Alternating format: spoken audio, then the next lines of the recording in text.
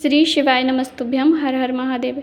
पूज्य गुरुजी ने अभी हाल ही में 3 मनोकामना पूर्ति का एक विशेष उपाय बताया जिसे आपको 7 दिन तक लगातार करना है और कोई भी मनोकामना की पूर्ति के लिए आप इस उपाय को करेंगे वो मनोकामना आपकी पूरी होगी, ये निश्चिंता है। यह उपाय एक ही उपाय है, आप 3 प्रकार की मनोकामना की पूर्ति के लिए कर सकते हैं। उपाय करने के लिए आपको एक मिट्टी का कलश लेना है। मिट्टी के कलश में रात्रि को जल भर कर रख दीजिए और उसके ऊपर आपको मिट्टी का ही कैप लगाना है कि ढक्कन ढकना है। चाहे तो आप दीपक ढक सकते हैं या आपके पास मिट्टी का कोई भी उसके ऊपर ढकने का बर्तन नहीं है, ढक्कन नहीं है, तो आपको सफ़ेद कपड़ा लेना है, स्वच्छ धुला हुआ कपड़ा लेना है और उसे आपको मटके के ऊपर जो भी आप पानी रखेंगे कलश के ऊपर ढक देना है और उसी के साइड में एक कटोरी रखनी है, उसमें एक बेलपत्र और एक समी पत्र को रख देना है रात भर।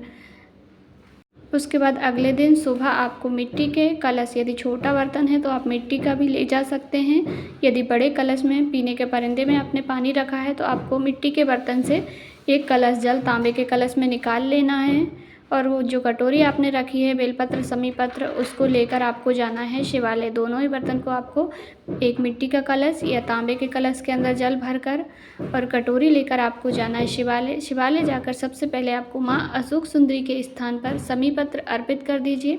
समी पत्र की डंडी आप किधर भी रख सकते हैं, चाहे तो आप जलाधारी जिस ओर से जल बह के जाता है उत्तर दिशा की ओर भी रख सकते हैं। उसके बाद आपको अपने मन की कामना, एक मनोकामना, यानी कि यह 3 मनोकामना पूर्ति उपाय है पर आपको अपने मन में एक ही कामना करनी है। यानी कि आप मनोकामना पूर्ति के लिए कर रहे हैं तो आपको अपनी एक ही मनोकामना बोलनी है। यदि आप संतान प्राप्ति के लिए कर रहे हैं तो आपको संतान प्राप्ति का बोलना है।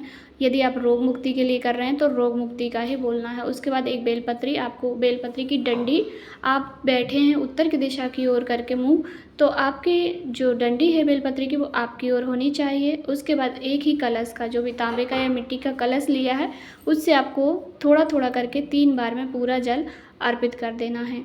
अर्पित करने के बाद थोड़ा सा जल आपको झेल लेना है, थोड़ा जल ले लीजिए।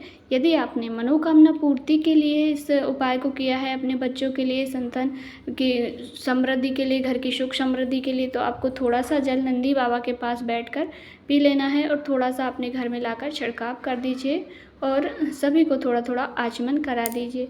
और यदि आपने यह उपाय रोग मुक्ति के लिए किया है तो आपको जल को घर लेकर आना है और घर में अंदर प्रवेश करने से पहले दहलीज से बाहर ही जल का आचमन आपको कर लेना है। और यदि आपने इस उपाय को संतान प्राप्ति के लिए किया है तो आपको थोड़ा जल खुद को ग्रहण कर लेना है और थोड़ा पति को भी आचमन करा देना है। गुरुजी ने कहा यह उपाय आपको 7 दिन तक लगातार करना है, यानी कि 7वां दिन प्रदोष होना चाहिए। तो आप 19 अप्रैल दिन शनिवार से यह उपाय करना प्रारंभ करेंगे तो 25 अप्रैल को जो प्रदोष आएगी उस पर आपका यह उपाय पूरा हो जाएगा। प्रदोष के दिन आपको सुबह उपाय करके आ जाना है पर जल का आचमन सुबह नहीं करना है। गुरुजी ने कहा शाम को आपको जल का आचमन करना है, यानी कि प्रदोष काल में। और जो रोग मुक्ति के लिए जिन्होंने उपाय किया है वो आचमन कर सकते हैं। बाकी मनोकामना पूर्ति और संतान प्राप्ति के लिए जल का आचमन आपको शाम को प्रदोष काल में करना है, उपाय सुबह ही कर लेना है। यह किसी भी बड़ी से बड़ी मनोकामना की पूर्ति के लिए सप्त तीर्थ वाला उपाय है और इसमें रोज़ अलग अलग मंदिरों में जाना है, यानी कि अलग अलग शिवलिंग पर जल चढ़ाना है। जैसे आज आपने एक शिवलिंग पर चढ़ाया, दूसरे दिन दूसरे मंदिर की शिवलिंग पर चढ़ाना है। यदि आपको 7 मंदिर नहीं मिलते हैं, गुरुजी ने कहा 1 मंदिर 2 मंदिर मिल जाए, उसके बाद इस उपाय को आप अपने घर में पार्थिव शिवलिंग का निर्माण करें। दिन में ही आपको निर्माण करना है, सूर्य अस्त होने से पहले आप निर्माण करें, पूजन करें। इसी प्रकार से उपाय करना है। समी पत्र बेलपत्र चढ़ाना है, मिट्टी के पात्र का जल चढ़ाना है, उसके बाद शिवलिंग का विसर्जन कर देना है। इस प्रकार से आप अपने घर पर भी पार्थिव शिवलिंग अलग अलग बनानी है, रोज़ बनानी है, रोज़ विसर्जन करना है। एक भी शिवलिंग नहीं है, यदि आपके गांव में मंदिर ही नहीं है तो आप रोज़ 7 दिन तक पार्थिव शिवलिंग का निर्माण करके भी इस उपाय को कर सकते हैं। जो भी कामना होगी आपकी पूरी अवश्य ही होगी।